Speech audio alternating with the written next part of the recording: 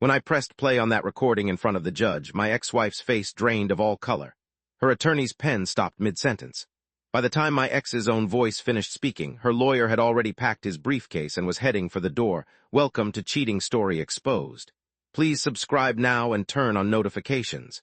Trust me, you don't want to miss what happens next. My name is Owen Mitchell. I'm 41 years old, and for the past 19 years I thought I knew exactly who I'd married. I was wrong about almost everything, but I was right about one thing. Preparation beats deception every single time. This story starts where most marriages start, with hope, trust, and plans for a future that seems absolutely certain. Natalie and I met in college. She was studying interior design, I was in engineering. We got married young, 22 and 23, and everyone said we were rushing. We didn't care. We were building something, or at least I thought we were. I spent the next 18 years working my way up in structural engineering. I started as a junior engineer making $42,000 a year. By the time this story really begins, I was a senior project manager pulling in $190,000 annually plus bonuses. We lived well. Not extravagant, but comfortable. 4-bedroom house in a good neighborhood, 2 cars, annual vacations, college funds for both kids. Our daughter Emma was 16 when everything fell apart. Our son Connor was 13. Good kids, smart, athletic, the kind of teenagers who still hugged their parents in public. I thought we were doing everything right. Natalie had stopped working after Emma was born. She'd built a decent freelance interior design business from home for a few years, bringing in maybe $30,000 annually on her own projects. But around the time Connor turned 8, she gradually phased that out. She said she wanted to focus on the kids, on the house, on us. I supported that completely. I made enough for our lifestyle, and honestly, I liked having her available for the kids' activities, the household management, all of it. I should have noticed the changes earlier. Looking back, they'd been happening for about 3 years before I caught on. Little things. She started going to a gym that was 20 minutes away instead of the one 3 blocks from our house. She joined a book club that met on Wednesday nights. She took up yoga and needed 2 classes a week for it. She started getting her hair done every 3 weeks instead of every 6. None of it seemed suspicious on its own. She deserved hobbies, self-care, a life outside of being a mother and wife. I encouraged it. I was working long hours on a major commercial project, a 12-story office complex downtown, and I figured her having outlets was healthy for our marriage. The first real crack appeared 14 months before the divorce filing. I came home early one Tuesday afternoon because a concrete delivery had been delayed, shutting down our work site for the day. I walked in around 2:30 p.m. to find Natalie on the phone in our bedroom, door closed. I heard her voice through it, low, almost purring. I didn't catch the words, but I caught the tone. That wasn't the voice you use with your book club or your yoga instructor. I stood there for maybe 10 seconds, then I walked loudly to announce myself. The conversation ended immediately. She came out smiling, said it was her sister Pauline, and asked why I was home early. I told her about the concrete delay. She seemed normal after that, making me lunch, asking about my project, but something felt wrong. I couldn't place it, just wrong. I didn't confront her. I didn't make accusations. I did something much smarter. I started paying attention. Over the next 2 weeks, I noticed patterns. She was on her phone constantly, but always angled away from me. She had a new passcode. She'd never had one before, or if she did, she'd never hidden it from me. When I asked to use her phone because mine was charging upstairs, she hesitated for just a second too long before handing it over. Her Wednesday book club ran later and later. First until 9 p.m., then 9:30, then past 10. Her Saturday morning yoga class that used to take 90 minutes was now consuming 3 hours. I'm an engineer. I deal in evidence, structural integrity, load-bearing capacity, things that can be measured and proven. Intuition isn't my strong suit, but data is. I started collecting data. I purchased a GPS tracker. Small, magnetic, meant for keeping tabs on teenage drivers. I attached it inside the rear wheel well of her SUV. I created a spreadsheet logging when she left, when she returned, and what she said she was doing. I noted discrepancies. Wednesday, March 7th. She said book club. GPS showed her vehicle at the Riverside in from 7:15 p.m. to 10:40 p.m. Book club met at Patricia Donovan's house across town. I'd been there for a holiday party 2 years earlier, Saturday, March 10th.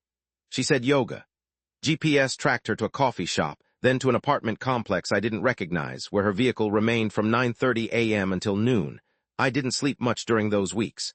I kept working, kept smiling, kept being the husband and father I'd always been. But every night after Natalie fell asleep, I was downstairs reviewing GPS data, checking credit card statements I'd quietly requested duplicate copies of, looking for patterns.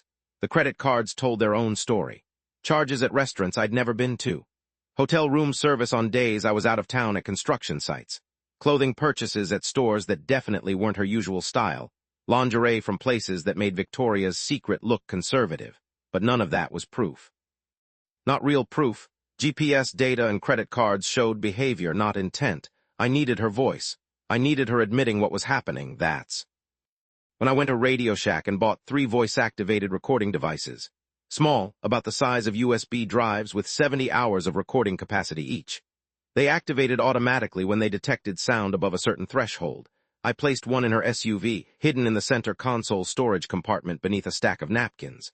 I placed one in our bedroom, tucked behind the decorative books on her nightstand that she never touched. The third I kept as a spare. Then I waited.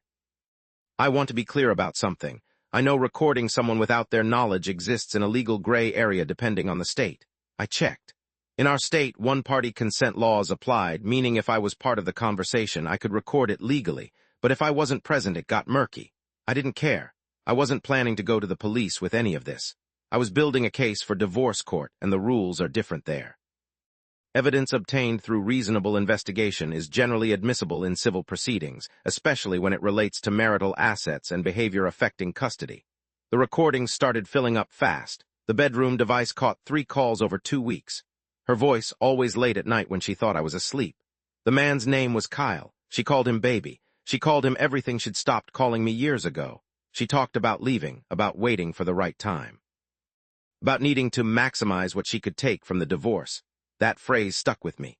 Maximize what she could take. The car recording device was even more illuminating. It caught her phone conversations during drives, and apparently she felt comfortable being explicit when she was alone. Phone calls with Kyle where they discussed their plans. Phone calls with someone named Renee who was apparently coaching her on divorce strategy. Phone calls with her sister Pauline, who knew everything and was helping her plan. Over 6 weeks, those devices captured roughly 40 hours of conversations. I listened to every single minute. I made transcripts. I noted timestamps. I cross-referenced everything with my GPS data and credit card statements. I learned that Kyle was a divorced dad she'd met at her gym. 45 years old, worked in pharmaceutical sales, pulled in about $120,000 a year. They'd been involved for at least 2 years, possibly longer. He had no idea she was recording, either. She talked about him like he was simultaneously the love of her life and a practical choice. Someone established enough to support the lifestyle she wanted, but not so wealthy that he'd question her bringing significant assets into their eventual relationship. I learned that her lawyer, she'd already consulted with one, months before telling me anything, had advised her to document any behavior on my part that could be construed as emotional abuse or neglect. She was actively trying to build a case that I was a workaholic who ignored his family.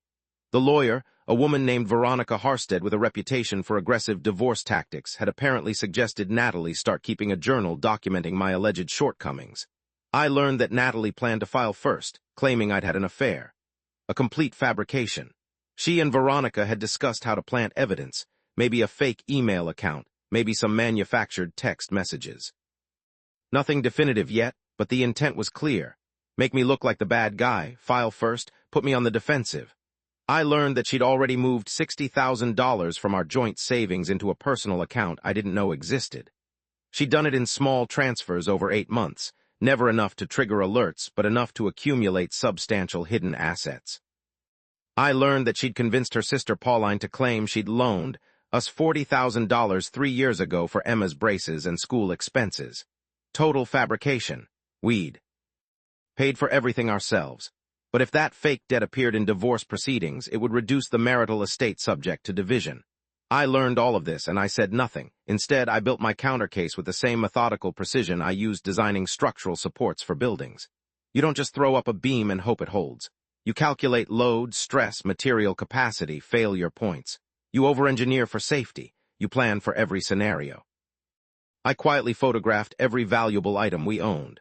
I created a detailed inventory with dates of purchase and estimated values.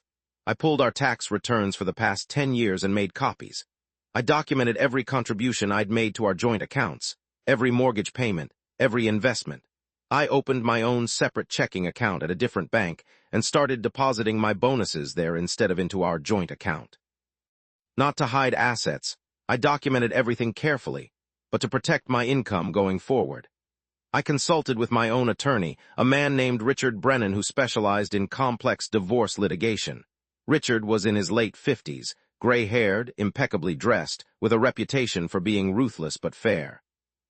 He listened to my situation for 2 hours in our first meeting, reviewed the evidence I'd gathered, and told me bluntly, I had enough to destroy Natalie in court, but I needed to be smart about how I used it. His advice was simple. Let her file first. Let her make her claims. Let Veronica Harstead build whatever case she was going to build based on lies and manufactured evidence. Then systematically dismantle it with truth.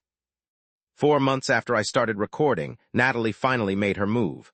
I came home from work on a Thursday evening to find her sitting in the living room with Emma and Connor. Her face was arranged in this expression of sad determination, like she was about to do something noble and difficult. She told me she wanted a divorce. She said she'd been unhappy for years. She said I worked too much, wasn't emotionally available, had turned into someone she didn't recognize. She said she needed to focus on herself and the kids. She said she hoped we could do this amicably. Emma was crying.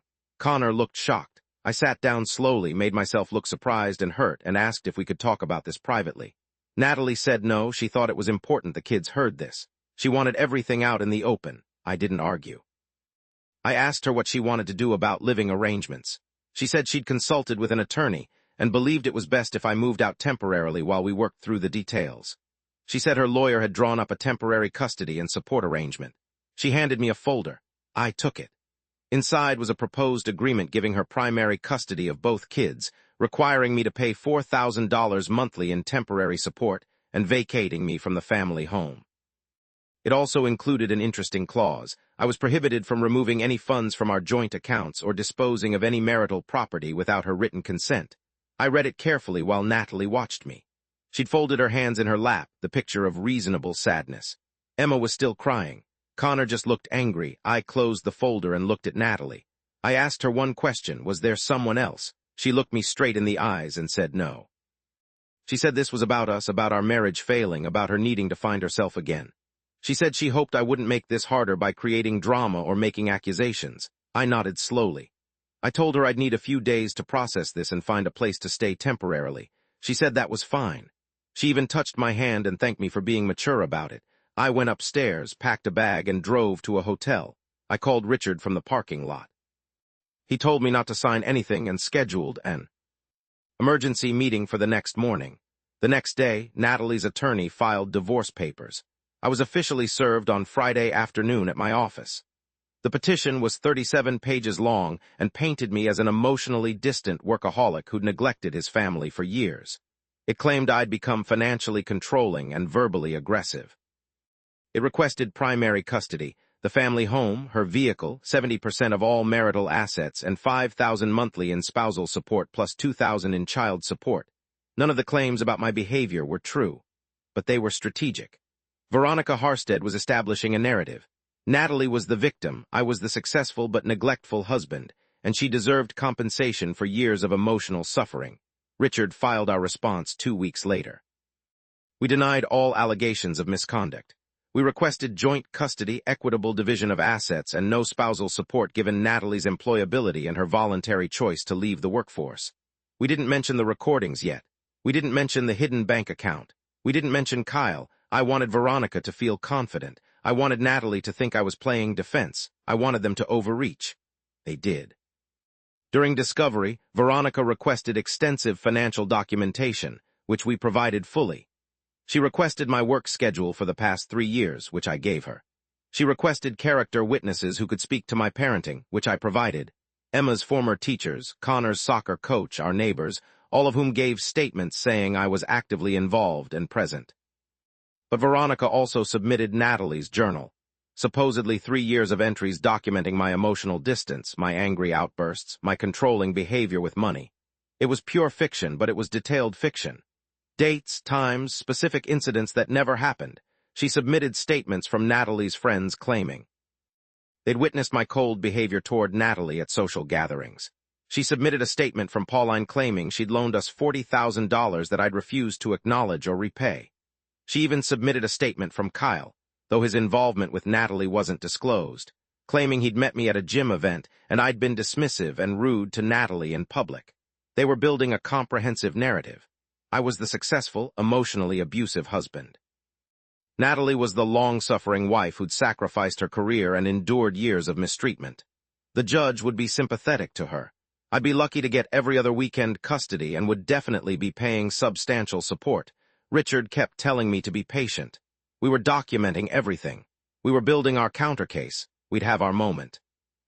That moment came 4 months into the divorce proceedings, during a hearing where the judge, the Honorable Diane Kristoff, a no-nonsense woman in her early 60s with 20 years on the bench, was reviewing temporary custody and support arrangements.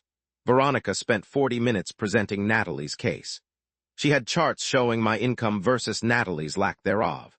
She had testimony from Natalie about how I discouraged her from working, making her financially dependent. She had excerpts from the journal describing specific incidents where I'd allegedly belittled Natalie's career aspirations. It was compelling. If I didn't know it was all lies, I might have believed it myself. Judge Kristoff listened carefully, made notes, and asked pointed questions. She wanted to know why I'd opposed Natalie working. She wanted to know if I'd ever sought marriage counseling. She wanted to know how involved I was with the children's daily lives. Richard answered honestly. I'd never opposed Natalie working. We'd discussed the decision together, and I'd supported her choice to focus on home. We'd never sought counseling because I'd had no idea there were problems until she filed. I've been actively involved with both kids, attending their events, helping with homework, coaching Connor's Little League team for 2 years. Veronica objected to several of Richard's statements, claiming they were self-serving and contradicted by Natalie's documentation. Judge Kristoff sustained some objections, overruled others. Then Veronica made her mistake. She presented a recording. Apparently, Natalie had recorded a conversation between us 3 weeks before filing. I'd come home late from a site emergency. A subcontractor had discovered foundation issues that required immediate attention. I'd walked in after 10 p.m., clearly stressed, and Natalie had asked why I was late. In the recording, I sounded curt and dismissive. I told her I didn't have time to explain every detail of my work and that I needed to eat and go to bed. It sounded bad. Out of context, it sounded like I was being an asshole to my wife for asking a reasonable question. Veronica played it dramatically, watching Judge Kristoff's reaction. The judge's expression didn't change, but I saw her make a note. Then Veronica said something that changed everything. Your Honor, this recording demonstrates the pattern of verbal dismissiveness and emotional control documented throughout Mrs. Mitchell's journal. She made this recording because she knew no one would believe her without proof. This is who Mr. Mitchell really is behind closed doors. Judge Kristoff looked at me. She asked if I disputed the recording's authenticity. I said no, that was my voice, that conversation happened. She asked if I wanted to provide context. Richard stood. He said we did want to provide context, and in fact we had extensive recordings that provided far more comprehensive context about the true state of the marriage. Veronica objected immediately. She claimed we hadn't disclosed any recordings during discovery. She claimed this was a violation of procedure and any such recordings should be excluded. Richard calmly explained that Mrs. Mitchell had recorded me without my knowledge, which she just admitted by presenting her recording. In our state, if one party to a conversation records it, that establishes precedent that recording is acceptable within the marriage. Since she'd recorded me, our recordings of her were equally admissible. We'd held them in reserve pending her use of recordings first. Judge Kristoff considered this. She asked Richard how many recordings we had. He told her we had approximately 40 hours of recordings spanning 6 months, including recordings of Mrs. Mitchell's phone conversations discussing her affair, her plans to fabricate evidence against me, her hidden financial accounts, and her strategic approach to maximizing her divorce settlement. The courtroom went absolutely silent. Natalie's face went from confident to confused to pale in about 5 seconds. Veronica turned to look at her client, and I saw the moment she realized she'd been lied to. Lawyers hate being blindsided by their own clients. Judge Kristoff's expression didn't change, but her voice got very precise. She asked if we had these recordings with us. Richard said we did.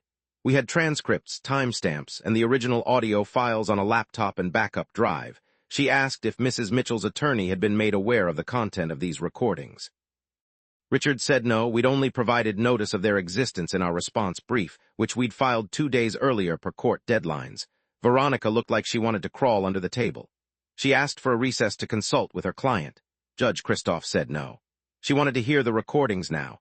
If they contained what we claimed, this hearing's entire premise would need to be reevaluated. Richard set up the laptop.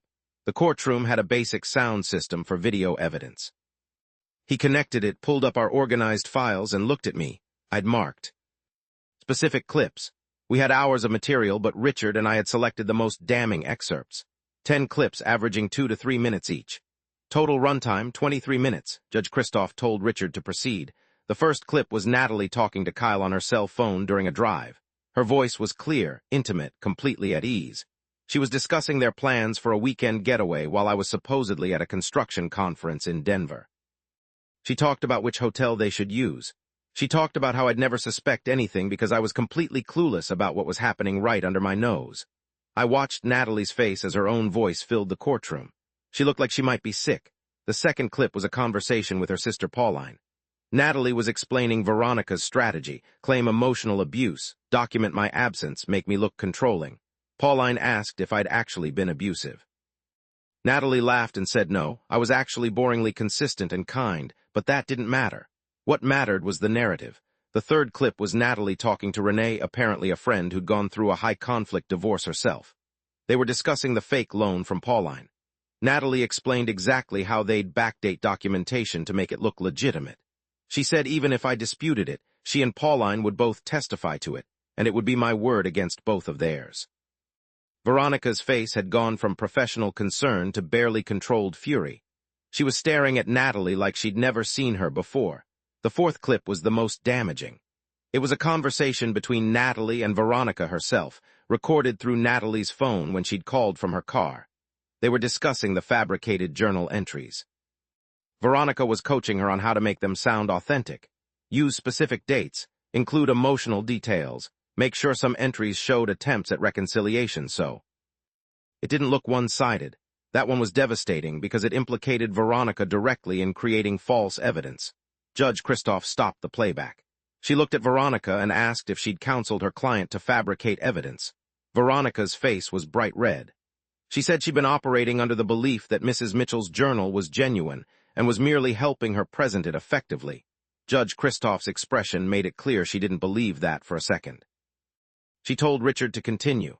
The remaining clips covered Natalie moving money to hidden accounts, discussing how much she could expect to take in the divorce, planning her future with Kyle, and the final clip, talking with Pauline about how I'd probably just accept whatever settlement they proposed because I was too nice to fight dirty. When the last clip ended, the courtroom was absolutely silent. You could hear the ventilation system. You could hear someone shifting in their seat 3 rows back. Judge Christoph looked at Natalie.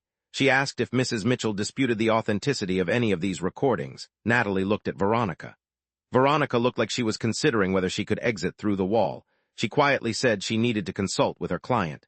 Judge Christoph said there was nothing to consult about. The recordings were either authentic or they weren't. She asked Natalie directly, "Are these your conversations?" Natalie's voice was barely a whisper. She said yes. Judge Christoph made some notes. Then she asked Veronica a direct question. "Did you knowingly assist your client in presenting false evidence to this court?" Veronica stood up slowly. Her voice was tight, controlled, professional despite everything. She said she believed at the time that her client's representations were truthful. She said in light of these recordings, she could no longer ethically represent Mrs. Mitchell in this matter and requested permission to withdraw from the case. Judge Christoph granted it immediately. She told Veronica she'd be referring this matter to the state bar for investigation into potential ethics violations. Then she turned to Natalie and said she was shocked and appalled by what she'd heard. She said fabricating evidence, creating false documentation, and lying under oath, which Natalie had done during her testimony that morning, were serious matters that could result in criminal charges. Natalie started crying. Not the delicate, sympathetic tears she'd used earlier. Real crying. Panicked crying. Judge Christoph said she was terminating the hearing and ordering both parties to return in 2 weeks with new proposals based on accurate information. She said she expected full disclosure of all assets, including Mrs. Mitchell's hidden accounts. She said she was awarding temporary primary custody to me pending further evaluation. She said Mrs. Mitchell would have supervised visitation until a full custody evaluation could be completed. She said if she found any additional evidence of deception or hidden assets, she'd award me everything. Full custody, the house, all marital property, and Mrs. Mitchell could consider herself lucky if she wasn't facing criminal charges. Then she looked at me and asked if I had anything to add. I stood up. I kept my voice calm and even. I said I just wanted a fair division of our actual assets, joint custody of our children, and for this to be over so we could both move forward. I said I still cared about Natalie as the mother of my kids, even if our marriage was over and I didn't want to destroy her. I just wanted honesty. It was the truth, mostly. I did want it to be over. I did want fair treatment. But I also wanted her to understand what it felt like to be cornered by your own lies. Judge Kristoff nodded. She thanked me for my statement and adjourned the hearing. As we packed up, Veronica walked past without looking at anyone. She was out the courtroom door in seconds. Natalie just sat there, crying, until the bailiff told her she needed to leave. Richard and I walked out together. In the hallway, he allowed himself a small smile. He told me that was one of the most comprehensive dismantlings he'd seen in 28 years of practice. The final settlement took 6 more weeks to negotiate.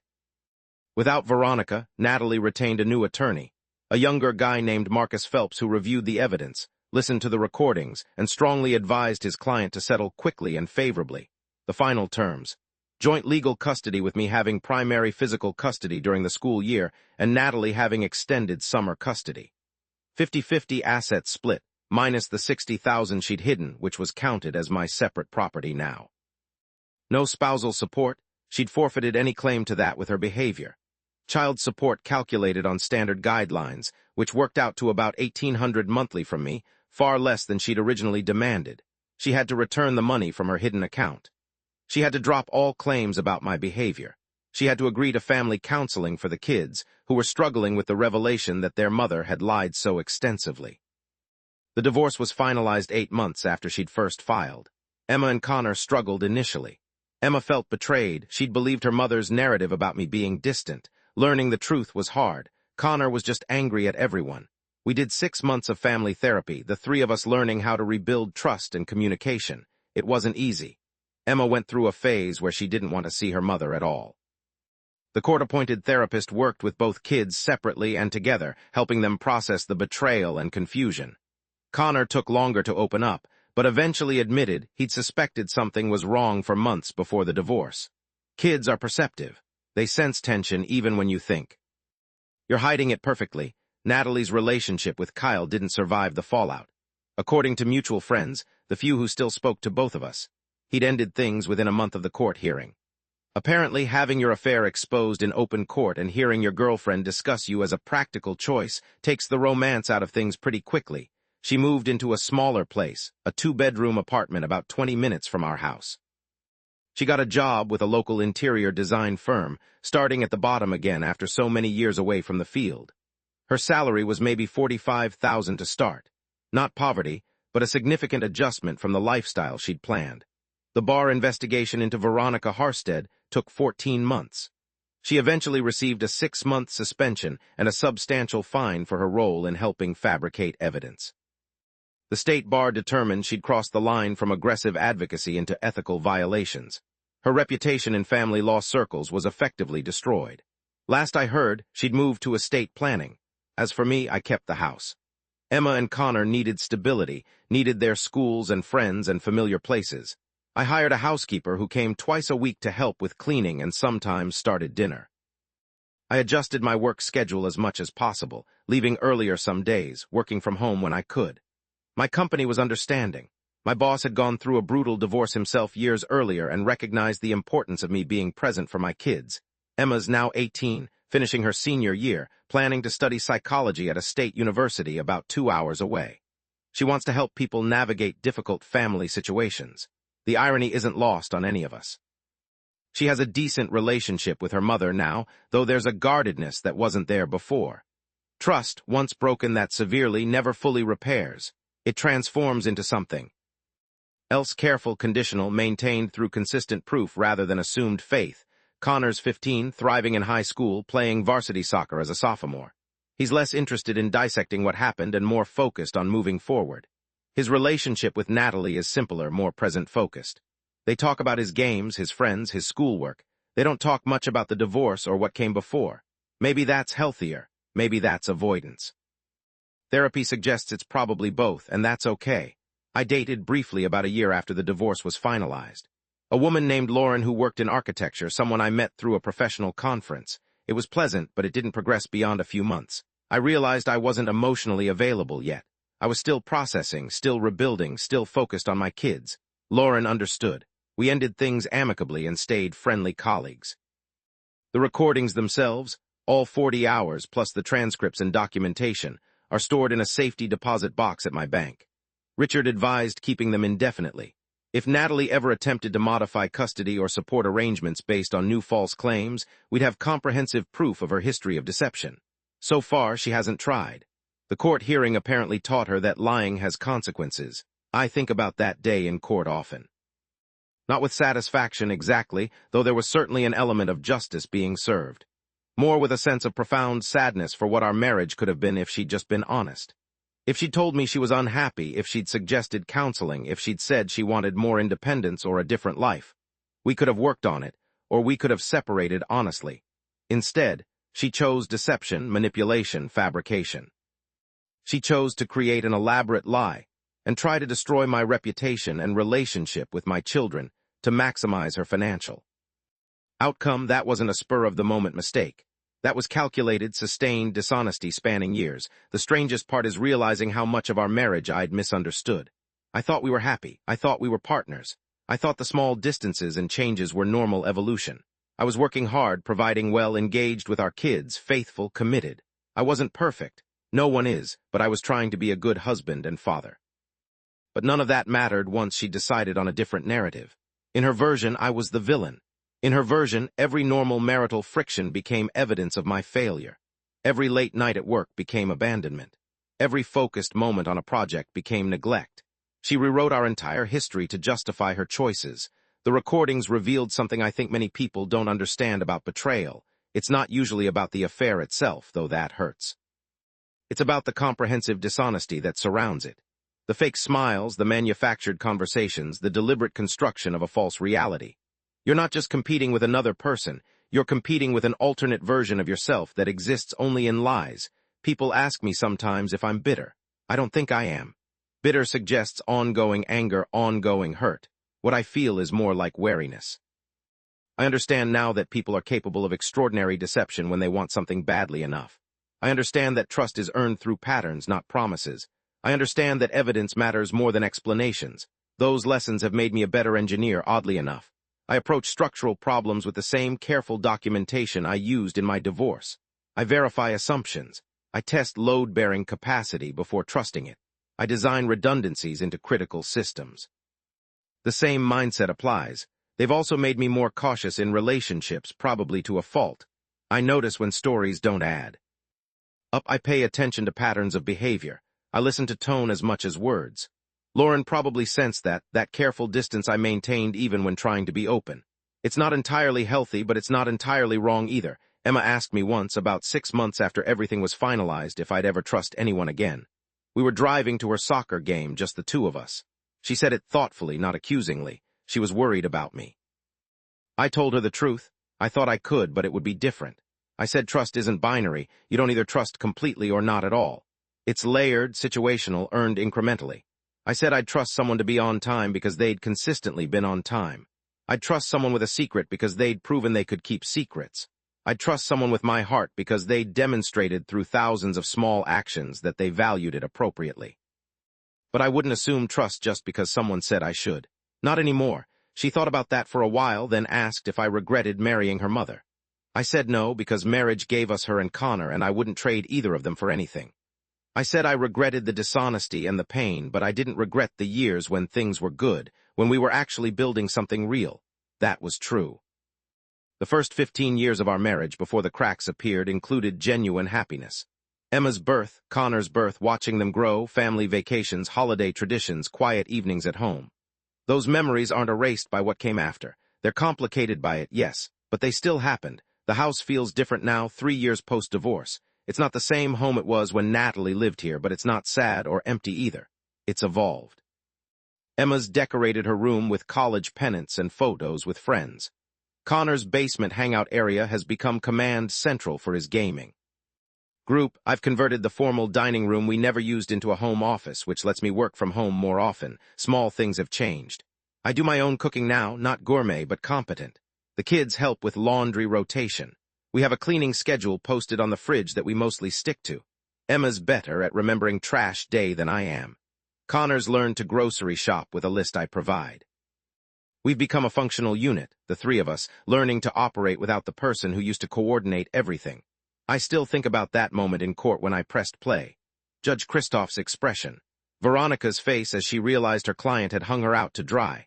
Natalie's disbelief that her own words were being used against her.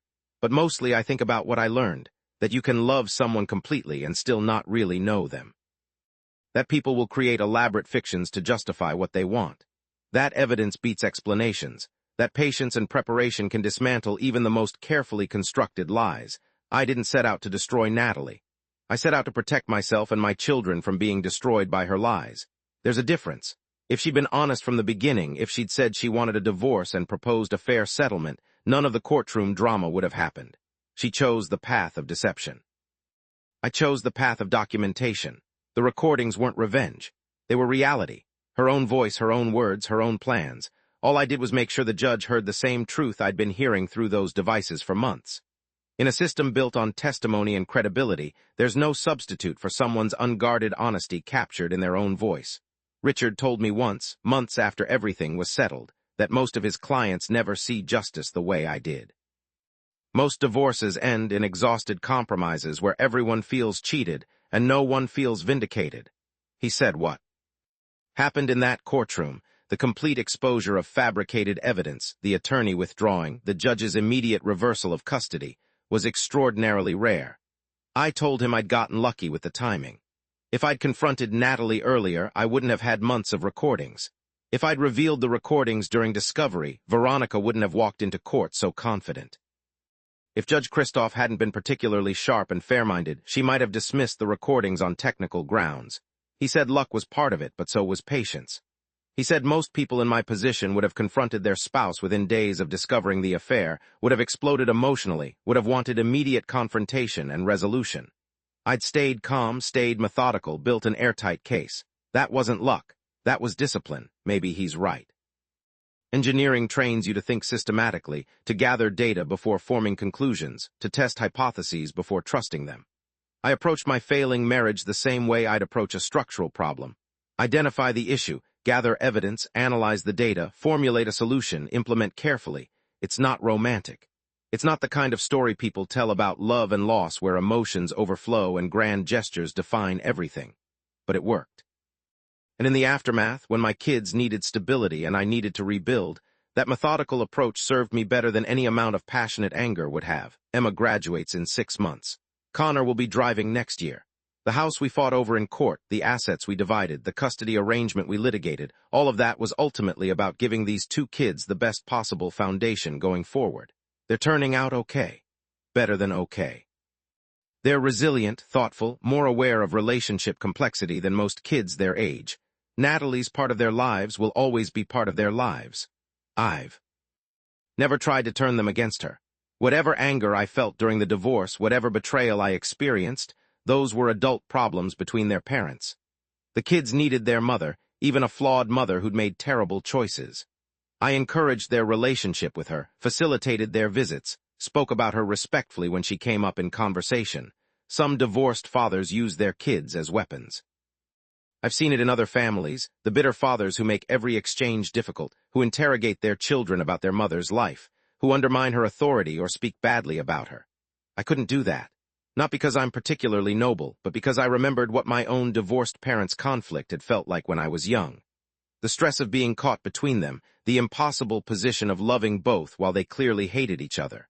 I didn't want that for Emma and Connor. So I swallowed my anger during exchanges. I stayed civil at school events when Natalie and I had to share space. I coordinated schedules without drama. I paid my support on time every month. I never asked the kids to carry messages or share information about their mother's life. It wasn't easy. There were moments, particularly in the first year, when I wanted to remind them of what she'd done, how she'd lied, how she'd tried to manipulate the system. But I didn't, because they already knew. They'd been in the courtroom that day, or at least they'd heard enough from therapy sessions and conversations to understand what had happened. They didn't need me to reinforce it. They needed me to show them that you could survive betrayal without becoming bitter, that you could be hurt without being broken, that you could demand justice without seeking vengeance. I hope I've managed that. Some days are better than others. The community reaction was complicated. We lived in a close neighborhood where everyone knew everyone. Within a week of the court hearing, the story had spread. Natalie's friends distanced themselves, though a few remained loyal or at least neutral. My friends rallied around me, but in that awkward way friends do when they don't really know what to say about your spouse turning out to be someone completely different than they'd thought. The worst were the couples who'd been friends with both of us. They struggled to navigate the split loyalties. Some chose sides explicitly. Others just gradually faded from both our lives because maintaining both relationships was too complicated. I understood, even though it hurt to lose friendships I'd valued. A few people asked why I'd recorded Natalie, whether I felt guilty about the invasion of privacy. I understood the question. I'd asked myself the same thing during those months of surveillance. But honestly, no, I don't feel guilty. She was planning to destroy my reputation, take my kids, and maximize her financial gain through fabricated evidence. Recording her honest conversations was defensive, not aggressive. I wasn't trying to trap her. I was trying to protect myself from being trapped by her lies. There's a philosophical question embedded in that. Is recording someone without their knowledge ethical if you suspect they're lying about you? Different people will answer differently. My answer is that when someone is actively constructing a false narrative designed to harm you, gathering evidence of the truth is self-defense, not betrayal. I've shared this story carefully. Close friends know, my family knows, Richard obviously knows, but I don't broadcast it. People in my professional circles know I went through a difficult divorce, but not the details. There's no benefit to being that guy whose wife tried to frame him and got caught. Emma asked if she could tell her friends what really happened. She was tired of the rumors and half-truths circulating at school. I told her she could share whatever she felt comfortable sharing, but to remember that her mother would always be her mother regardless of what happened between us. She nodded, thought about it, and ended up telling a few close friends a simplified version. Parents divorced, it was complicated, everyone's moving forward. That's probably the healthiest approach. The full story, all 40 hours of recordings, all the fabricated journal entries, all the fake loans and hidden money, that's our private family history. It doesn't need to be public entertainment. But I am telling it now here because I think there's value in people understanding how deception works in divorce situations. Not every divorce involves this level of calculated dishonesty, but some do. And if someone reading this is in a situation where they suspect their spouse is building a false case against them, maybe my experience can help. Document everything. Stay calm. Gather evidence. Don't confront until you have an airtight case. Hire a good attorney. Trust the system, but verify everything. And remember that truth, backed by solid evidence, almost always wins eventually. Almost always. Not always.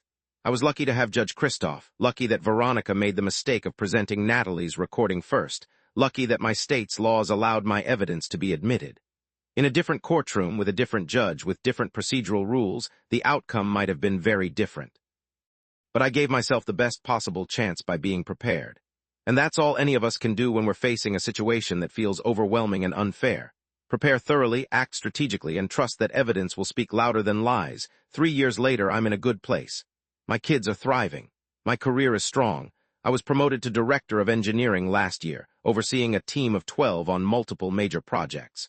The house is paid down significantly. My finances are stable. I've even started dating again, cautiously, someone I met through a friend who knew my full history and thought we'd be compatible. Her name is Rachel. She's 43, works as a physical therapist, has 2 kids of her own from a previous marriage. We've been seeing each other for about 5 months. It's progressing slowly, carefully, both of us bringing our own histories and cautions to the relationship. Emma and Connor have met her twice. Connor thinks she's cool. Emma's more reserved, protective of our family unit, wary of changes. Rachel understands. She's not pushing, not trying to replace anyone or force anything. We're just 2 adults who enjoy each other's company, testing whether there's something sustainable beneath the initial attraction. Maybe there is. Maybe there isn't. Either outcome is okay. That's the biggest change in me, I think. I'm okay with uncertainty now.